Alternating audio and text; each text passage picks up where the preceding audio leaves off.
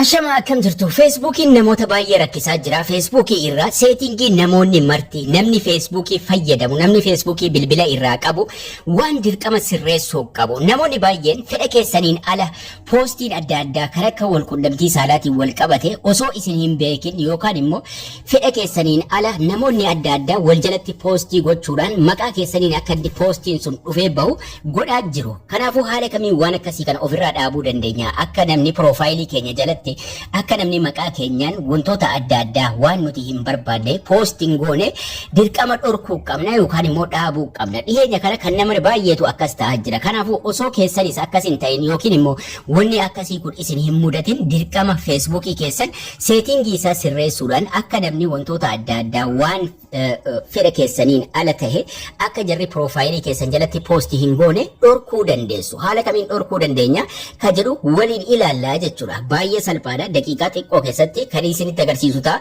Obboleeyyan chaanaalii kanaaf haaraa taatan sabiskiraayibii akkasuma laayikii sheerii hiriyoota keessaniif gochuun haga xumura barnoota kanaatti na waliin turaa isiniin jecha nama mara waan barbaachisuuf wanni kun hiriyoota keessaniif sheer gochuudhaan akka seetingii kana sirreeffatan gargaaraa isiniin jecha egaa Facebookii irra seenna waan kana ofirraa dhorkuuf Facebookii irra erga seentanii booda sarara sadan tuquudhaan gara seetingii deemnaa jechuudha.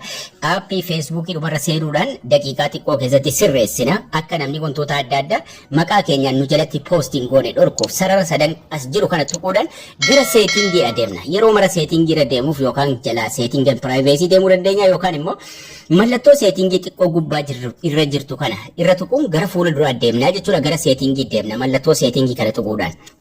Mallattoo seetingii kana tuquudhaan yeroo gara fuula duraa deemnu seetingiin mara keessaniyyuu haala kanaan baasa. Fuula Facebookii isa haaraa seetingiin haaraan haala kanaan isiniif dhufaa jechuudha. Wantoota adda addaatu as keessa jiru. Privacy checkup, default audience setting waan baay'eetu jira.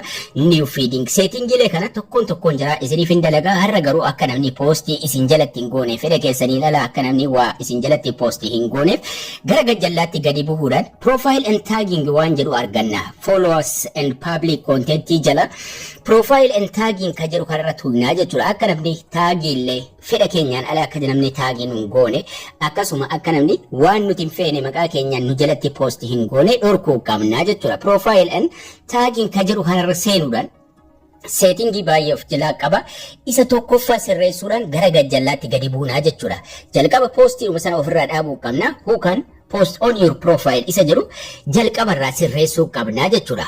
Inni guddaan gara gajjallaa jira isatti deemaa jirra. Yookaan post on your profile eenyu profaayilii kee irratti akka poostii godhu eeyyamta inni jedhu inni jalqaba isa guddaa takkaffaadha jechuudha. Kanaafuu yookaan post on your profile isa jedhu kana profaayilii kee jalatti eenyu poosta godhu irra tuquudhaan fuula dura isa friendis irra yoo jiraate irraa kaasuudhaan only miirra kaa'uu qabdu. Isin qofatu profaayilii keessan jalatti poostii gochuu akka danda'u akka namni tokko dhufee isin jalatti poostii gochuu hin dandeenye maqaa keessaniin akka inni poostiin goone dhorkuu qabdu jechuudha. Kanaafuu only miirra kaa'uu qabdu jechuudha.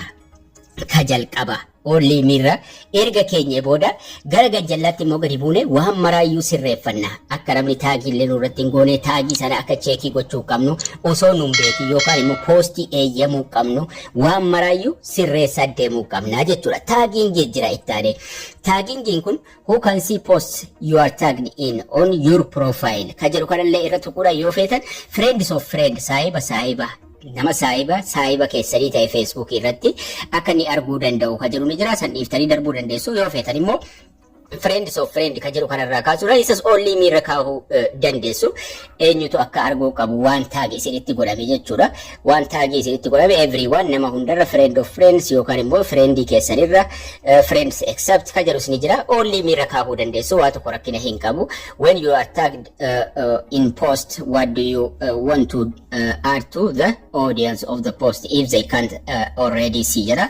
San dhiiftanii darbuu dandeessu yoo feetanis immoo only miirra kaa'uu dandeessu. Miti importanti isa jalqabaa sirreessire gara gajjallaatti gadi bu'uudhaan mata duree review jala deemna.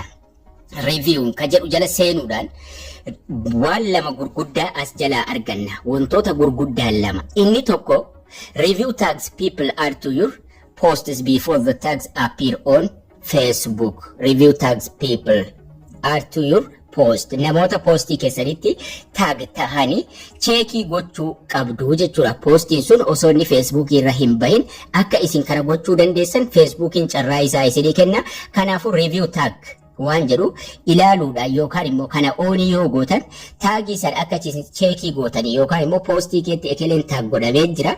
Kanaafuu cheek godhee ilaalii siif taha Facebook irratti postiin kun haba'u waan jedhu ilaaltu yoo barbaadan taagii san irraa kaaftu yoo hin barbaanne immoo ni dhiiftu jechuudha. Akka postiin sun hin baane takka kana banuu qabdu jechuudha. Asirraa kana oonii gochuu qabdu.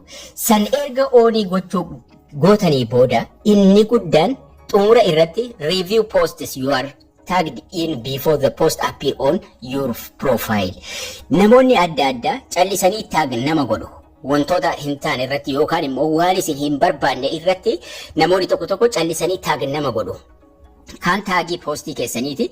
Inni jalaa garuu inni guddaan review posts you are tagged in before the post appear on your profile ka jedhu kana ka xumuraa kana jechuudha. Kanaafuu namoonni callisanii akka jari taag isin hin goone taag isin godhan jechuun yoo kun ofii ta'e calliseetuma abbaan fedhe taag isin godha. Kana jechuun postii barbaade irratti taag isin godha. Taagiin wanni isin itti godhamtan immoo profaayilii keessan jala yookaan immoo maqaa keessaniin dhufee postii sun ni bahaa jechuudha. Kanaafuu review gochuu qabdu yeroo namni taag isin godhe ekeleen postii akkasii irratti taag si godhee jira.